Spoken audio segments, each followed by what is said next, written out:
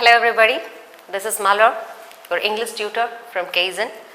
Today I am going to teach you a common grammar mistake. இன்னைக்கு நம்ம என்ன பார்க்க போறோம் அப்படினா ஜெனரலா even an educated person கூட கமிட் பண்ணக்கூடிய ஒரு சின்ன grammar mistake தான் நம்ம பார்க்க போறோம். If you are ready, let's start. Never stop learning, never stop growing, never stop seeking the brightest star. So இன்னைக்கு நம்ம பார்க்க போற phrase என்ன அப்படினா look forward அப்படின்ற phrase தான். இத நம்ம ஜெனரலா வந்து மெயில் பிசினஸ் மெயில்ல வந்து நம்ம வந்து யூஸ் பண்ணுவோம். பிசினஸ் லெட்டர்ஸ், ஜாப் அப்ளிகேஷன்ஸ் இதுல எல்லாம் வந்து நம்ம யூஸ் பண்ணுவோம். அண்ட் இமெயில் சிக்னேச்சர் லாஸ்ட்ல ஃபைனலா நம்ம வந்து ஒரு இமெயில் வந்து நம்ம வந்து கம்ப்ளீட் பண்ணும்போது யூஸ் பண்றது. இப்போ பாத்தீங்கன்னா ஃபர்ஸ்ட் ஒன் வந்து I look forward to hear from you. Job அப்ளிகேஷன்ஸ்ல நம்ம லாஸ்ட்ல எண்டிங்ல நம்ம வந்து கொடுக்கிறது I look forward to hear from you அப்படின்றது. Here it means I'm just waiting for your response, reply அப்படின்றதா இதோட மீனிங். ஸோ இது வந்து இதில் என்ன மிஸ்டேக் இருக்குது அப்படின்னா I look forward to hear from you. இங்கே to வந்திருக்கிறதுனால வந்து ஜென்ரலாக வந்து to வந்தது அப்படின்னா நம்ம வந்து to + present tense verb infinitive அப்படின்னு சொல்லுவோம். toக்கு அடுத்து எப்போவுமே வந்து நம்ம present tense verb தான் நம்ம யூஸ் பண்ணுவோம். இங்கே வந்து I look forward அப்படின்ற phrase யூஸ் பண்ணும்போது you should not use present tense verb. இங்கே வந்து present tense verb யூஸ் பண்ணக்கூடாது. Instead you have to use gerund form. இந்த verb வந்து நம்ம gerund formல யூஸ் பண்ணணும்.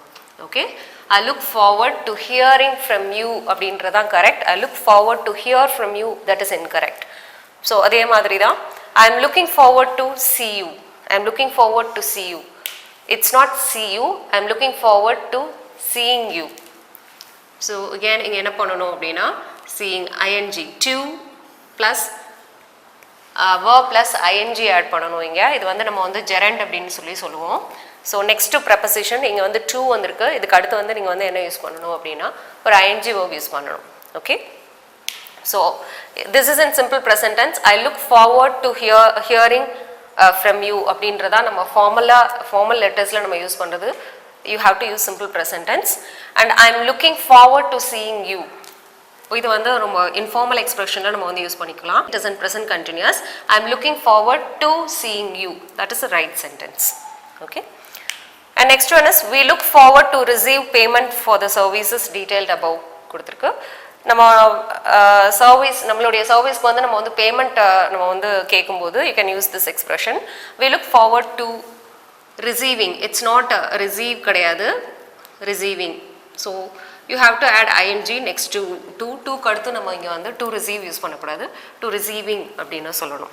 okay, so the last and final one is I look forward to go back to work as soon as possible.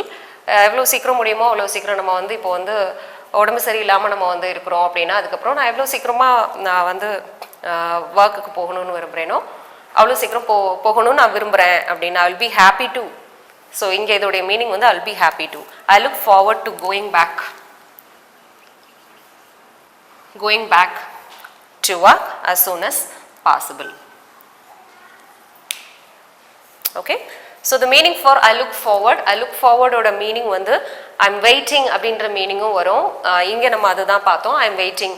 there is no expression like I'm waiting for it அப்படின்றது இங்கிலீஷில் வந்து native people வந்து அந்த மாதிரி use பண்ண மாட்டாங்க. So instead they always use I look forward அப்படின்றதான் use பண்ணுவாங்க.